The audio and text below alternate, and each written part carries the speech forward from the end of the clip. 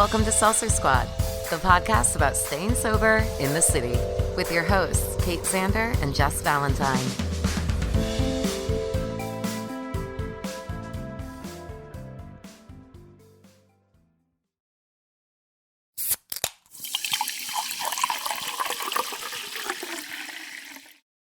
Jess, what's another way listeners can support the pod? You know, the best way that someone can support our podcast, besides from joining our Patreon, is to also treat themselves to sober treats, because we have a whole merch store. From Princess FOMO to former Hot Mess, we've got you guys covered. Check out seltzersquadshop.com to treat yourself to something sober While supporting the pod.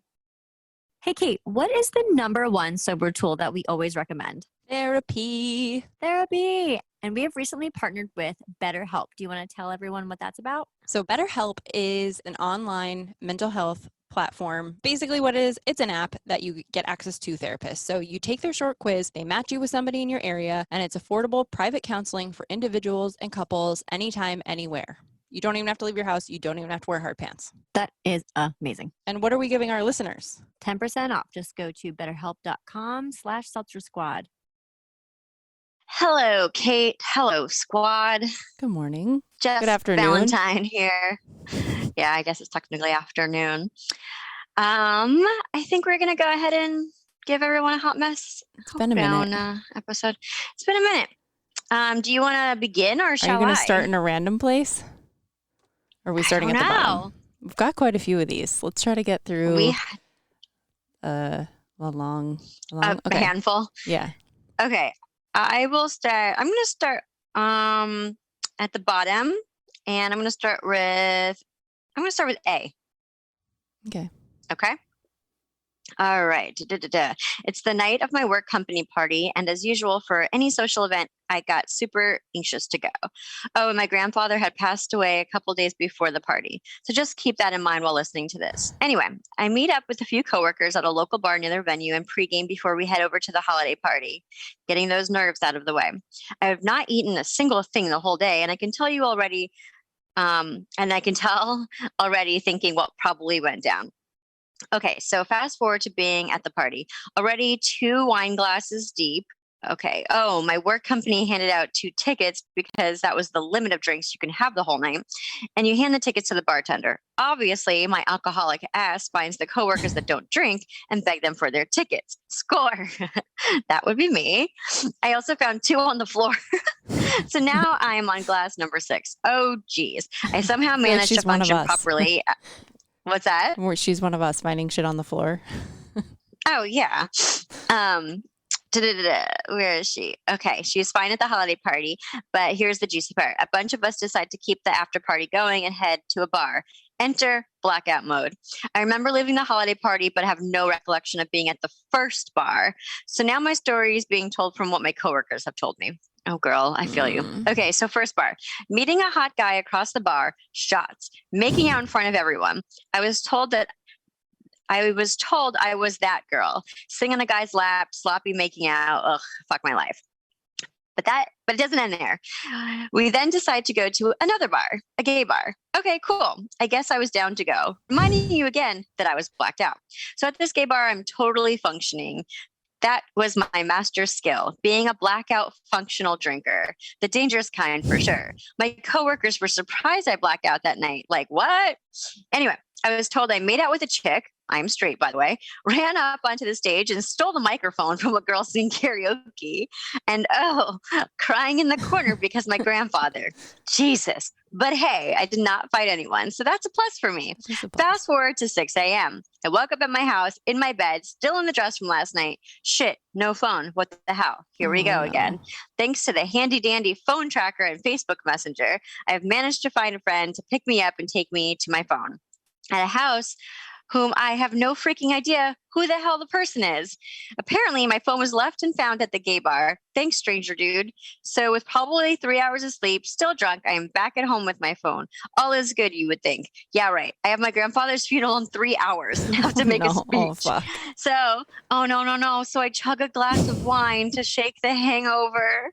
Oh, no. Shower, head up to the funeral, find my cousin who's in the same boat as me, if you catch my drift, take some swigs of vodka and rock the shit out of my speech about my grandfather. Oh Man, I seriously wonder how I was able to do the things I did when I was drinking. I love Hot Mess Hoedown. I wanted to share the story because this is a great reminder of what not to do the night before your grandfather's funeral. Holy shit. I think it's a bonus she ended up in God. her own bed, though. I don't know if I would have made it to the funeral. I thought that she had gone to that person's house, but I guess not. So Oh my God. that's a plus. Can you like imagine though now, like as your sober self and having like a cousin show up in that shape and just knowing like, I know what you're up to. I don't know. I don't even know. I mean, she probably smell of I know, booze, of course. right? Yeah. Just feel like God, I don't know. you look rough and feel rough that next day, especially because you're trying to keep your shit together. I mean, at least she had like the facade of like just being upset because her grandfather died, I guess. I don't know. But yeah. So Okay. I'm gonna read thank you, B, the one above it. So this particular hot mess happened on April Fool's Day 2011, clearly with me being the biggest fool. So my husband and I drank together a lot and partied a lot. Now granted, we had kids and all, 2 sons who were 12 and 14 at the time. Well, they were old enough to stay home alone, so my hubs and I would go out a lot together. Yeah, definitely feeling like a huge piece of shit for all of that, but that's for my therapist. Anyway, April Fool's Day, and we decided to go out with friends and get shit-faced. We hit a couple places and ended up at a place on the other side of town. I'm doing shots and having a grand old time. Well, lo and behold, the next thing I know, I'm completely fucked up. Huge surprise. So we proceed with about 10 other people to get a limo to come pick us up and deliver us home. Well, first, once in the limo, I decided everyone should see my tits. So, hey, they all did. A flashing. I did a flashing. So that's fun. And then at some point, I get the feeling this limo driver that we called for a ride is fucking kidnapping us.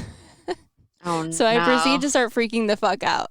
This poor bastard gets over my shit and kicks me and my husband out of the car in a super seedy part of town. We are in the parking lot of a hotel and it sits up on a hill, and the parking lot has a huge retaining wall that separates it from the roadside/wall. Well, I naturally need to fight with my husband now and storm off. I'm walking across the parking lot and I fall off of this 12-foot retaining wall as I'm sure I'm looking. Oh my God. Fuck. As I'm sure I was looking at my phone, or it was dark outside and I was drunk. I came crashing down hard, shattering my right ankle. I tried to get up and walk. Oh my God. And my ankle folds in half. Ugh. My husband finally finds me, calls an ambulance, takes my drunk ass to the ER. I have emergency surgery, and the next morning, as soon as the on-call surgeon gets there, no insurance at the time. That fun night cost me $30,000. 8 weeks in a cast. 8 weeks in a cast on crutches, and a whole lot of shame, guilt, regret, remorse, you name it. I'd love to say that I quit drinking then, but I can't. Drank for another 10 years until just recently, and I'd love to say that it's not my only hot mess story, but sadly, it's not. I have dozens. This was just one of the most expensive and painful. Thank you for what you do. Oh my God. Oh my God. Oh, I mean, I know what it's like to like injure yourself when drunk. It's like, that's how I broke my wrist that time. Did you? I don't Oh my remember that. It was technically fractured, so I didn't have to wear a cast. I wore one of those like, not a sling, Like but it an was air like cast in a thing? yeah. I've told you this story. I was like telling a story, and I was on a bar stool, and I like stood up like on like the like the ledge on the bar stool, and when I sat, I missed it coming down, and I like fell. I was hanging out after work. I went to a concert. Got shit-faced. Went to my friend's bar afterwards, got more shit-faced, and then went to the bar I worked at, got more shit-faced, and then it closed at like, I don't know, 2 or 4, and this was like, I stayed after, and then like, yeah. Did you go to the emergency room, or did you just go home?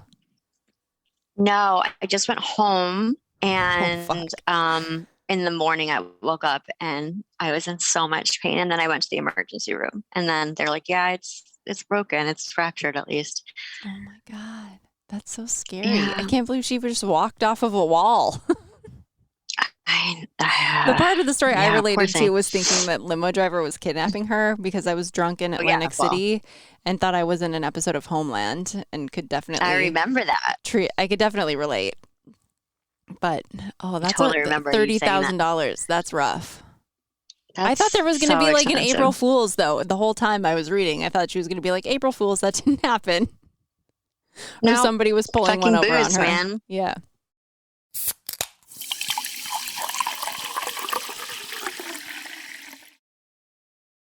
Hey, Kate. So someone in our Facebook group made a joke saying that you never finish books. So I'm just curious, have you finished any books lately?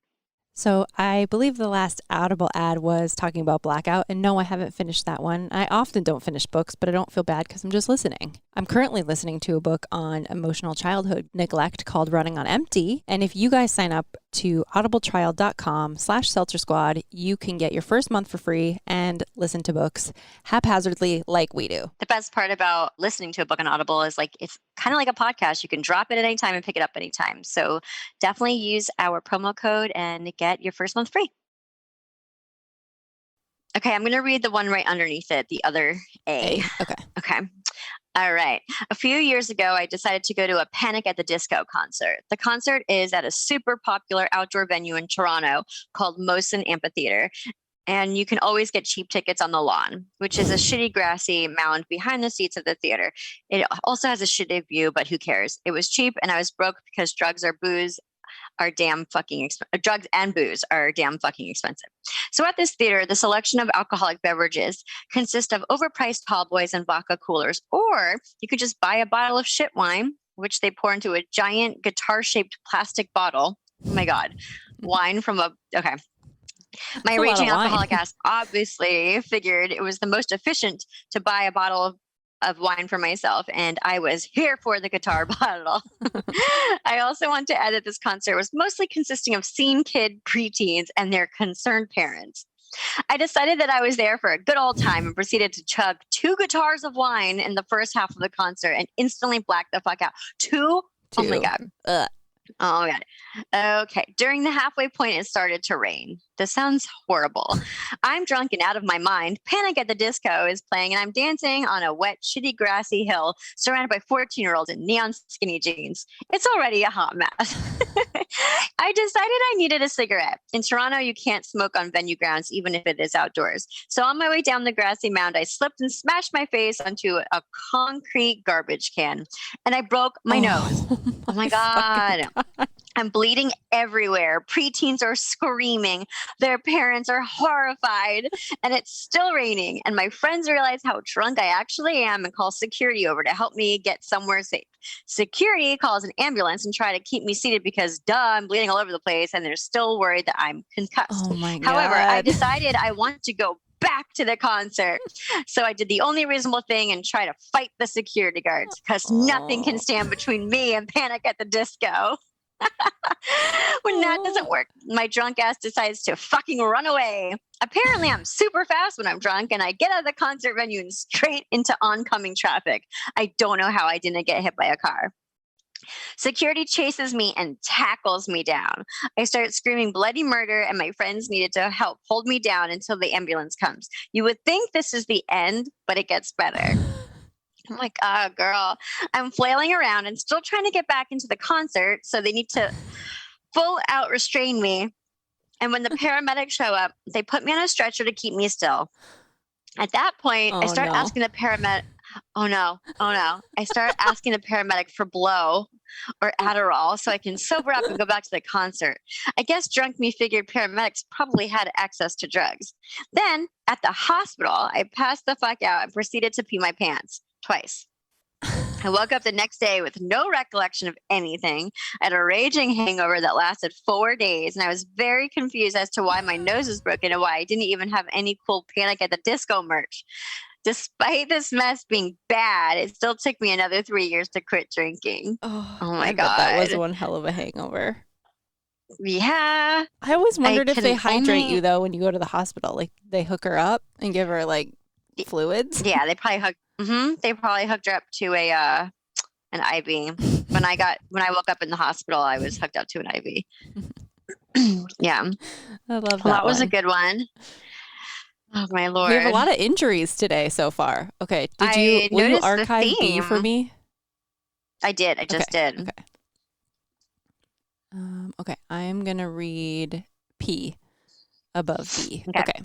Yeah. Former hot mess flight attendant here. The airline I worked for required us all to go get Chinese work visas because they were starting Beijing service.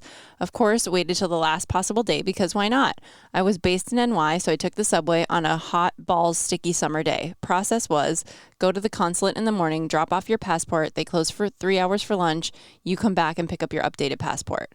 Decided to cool off with some drinks at a nearby bar restaurant while I waited. This sounds like a Kate special. 3 hours later, drunk me somehow finds my way back to the consulate after getting very lost. I was like a block away and got lost. At the consulate, that sounds like a Jess story. At the consulate, you wait in the back of a huge marble room with many others waiting for your number to be called by the tellers. My drunk ass did not notice the koi pond sunken into the marble floors in the back of said room. I step back and my heel catches the side of the pond and I fall back fully into it with my khaki capris and white tank top. Oh no. People scrambled to help me with horrified looks. Now I have to stand there drunk, soaking wet, smelling like fish for an hour waiting for my number to be called because I have to get the visa that day.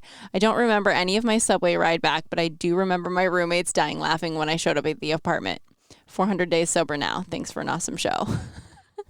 Oh my God. She didn't get hurt and like hit her fucking head on a rock or something. I know. That's a but nightmare. I still feel like that can fall into this injury. Yes, a lot of falling. I know. Yeah, lots of falling.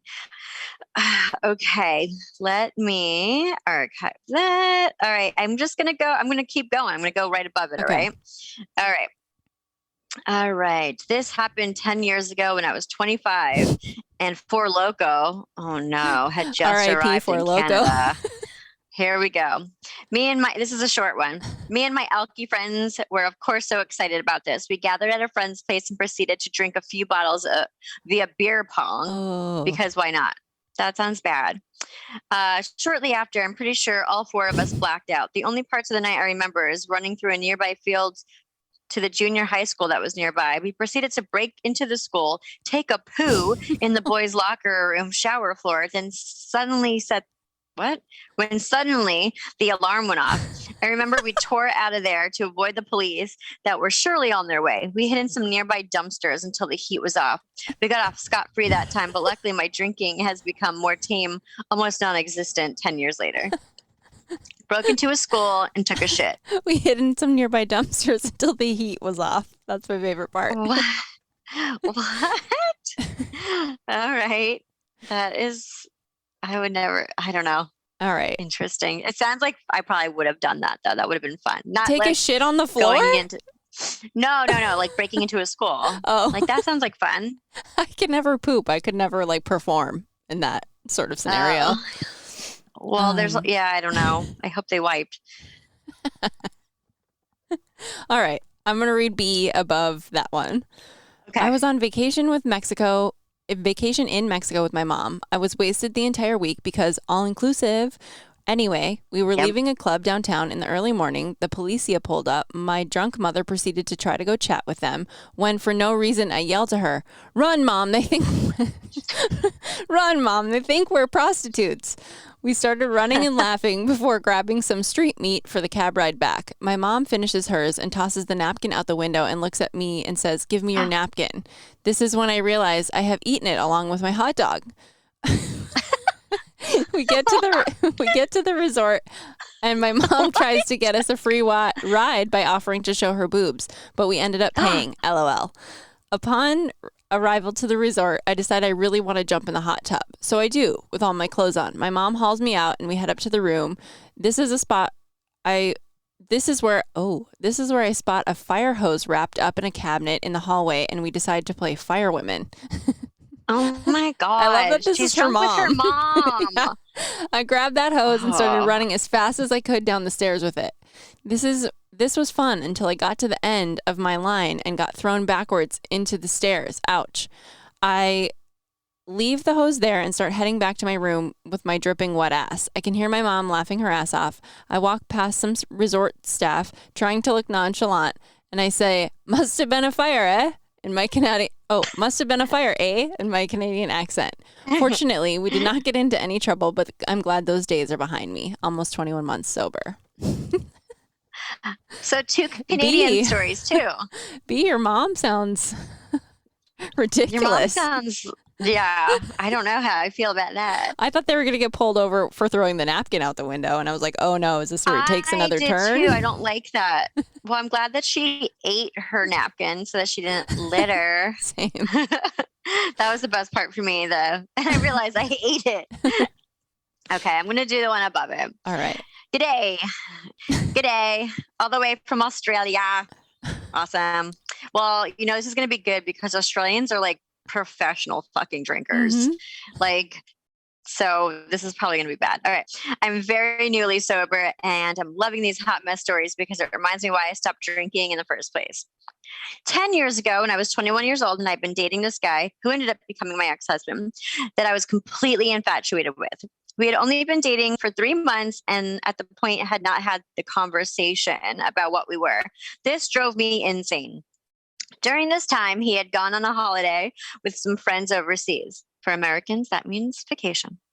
As I had absolutely zero self-worth, I made the assumption that he was going to hook up with a bunch of really hot chicks and essentially cast me aside, even though he made no indication he felt this way. I would have felt the same way. To compensate without the conversation. To compensate for this, that's true. I went and got my tongue pierced on a whim.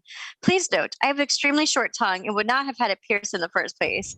I then went and hung out with a bunch of his friends who had only known a few months to make it feel like I was part of the group, including befriending his ex-girlfriend. Oh, no, who was hanging out as well. We all proceeded to get very drunk and take a lot of dexamphetamines. I don't know what that is. Do you? Adderall? Okay. And smoke a lot of weed and cigarettes. Note my fresh tongue piercing. Ooh. After a long night, it slowly turned into morning. A couple of us decided to hit the beach as the sun rose and swim in our underwear. I took a bottle of Jack Daniels with me and drank that straight in the sun until about midday. Wow, this is just keep going. At this point, I had not eaten or drunk any water in over 12 hours. We finally go back to the original party house and pass out. I wake up a few hours later, still drunk and covered in sand in my friend's bed. I can feel my tongue is incredibly swollen and I'm starting to feel really ill. I decided to drive home at the time, which was 40 minutes or so. I am driving down a busy highway about halfway home and realize I'm going to vomit. Not having any time or place to do it, I make peace with the fact it's going to happen and continue to drive at 100 kilometers an hour, spewing all over my chin and stomach. Oh. Have you ever puked in the car? Not while driving. No, me either. I've peed my pants while driving, though. I haven't. I've pissed and puked in cars, just not like. I don't think I've ever while barfed driving in a car. Anyway, sorry. Eventually, I pull into someone's driveway and finish spewing. I always feel bad for leaving that puddle of surprise spew for whoever lived there to clean up. Well, maybe it rained. I get home and walk into the house to my mom, messy hair, sunburned and covered in spew, and pass out for another 12 hours. At this point, I've not eaten for 2 days and drunk minimal amounts of water. This is on top of smoke, alcohol, and vomit my fresh tongue piercing has endured during this time. Oh my God. I wake up in the middle of the night to find my tongue has swollen almost the entire size of my mouth. I tried to take the piercing out, but in addition to my tongue being so large, I could actually see the piercing. Every time I tried to touch it, I passed out from a mixture of pain and not having eaten or drunk anything in 48 hours or so. Oh my God, this poor girl. I pass out and wait until morning and get my sister to drive me to another piercing place to remove it. It was threaded in so tight, I was wailing in pain in the middle of the mall. I'm sure everyone could hear me. Eventually, they were able to remove it, and it was such a relief. As a result, of the tongue infection and probably spending hours in the sun only consuming drugs and alcohol, I ended up having a terrible respiratory virus with the worst fever I have ever experienced. After all this, I got a message from future ex-husband saying, I miss you and wish you were here. I really played myself on this one. Oh my God. Oh, That's rough. Oh, God. Yeah. I also have a really short tongue and shouldn't have gotten my tongue piercing. I only had it pierced for 4 days and I was not like drinking, I don't think, but it swelled and I know how bad it felt just like not doing all that stuff. Oh my God. I remember I used to have my lip pierced and I remember it would get really, really, really swollen after drinking because you're just so dehydrated. Yeah. And it's like, you know, it's like a mouth piercing never like, I mean, it heals, but it's always like, you know, never, it's open. Yeah, see, but I guess because I feel like our mouths are like the quickest healing parts of our body. You would think it would heal really quick, but negative, I guess. Also, the pain involved in that is like overwhelming. Oh like, God. You know, when you have like a bad taste bud, oh my God, it's so painful. Like, I can't even imagine the pain of having your tongue be that big. Well, because it probably was like her tongue was probably this big and the piercing was like, ugh, God, terrible. I'm glad you're sober now. I had something similar. I got like my tragus I don't know if you would say re-pierced or I got jewelry put in when I was in Hawaii. And then I like put the earbuds in, which was a bad mistake because it immediately got like the next day it was like blown up and it ended up getting so sucked into my tragus that the skin healed in front of it. Gross. So then I had to like literally, I know this is like last 2 years ago. I had to literally like rip it out from behind because it had gotten it was horrible. It was bad.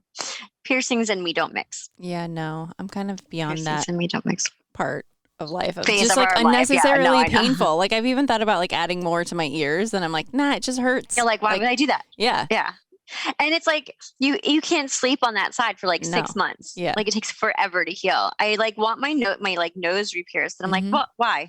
What's the point of this? I'm hitting 40. It's unnecessary. If I don't have it now, it's like not a thing that I need, I guess. Right. Well, those were good. Those were good. I was in kind of a weird headspace. I'm glad we themes. started with Hot Mess. Yeah, why not? That's If great. you guys have any hot mess stories, send them to us at seltzersquadpod@gmail.com. Put hot mess in the subject line. Yes, please. Until we meet again. Be nice to yourself, Jessica. And don't forget, Kate. Hangovers suck.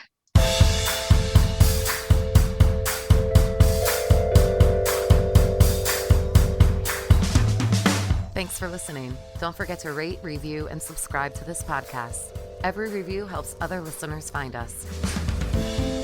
Music by Dead Go West. Art by Kate Sander. For show notes and resources, check out seltzersquad.com.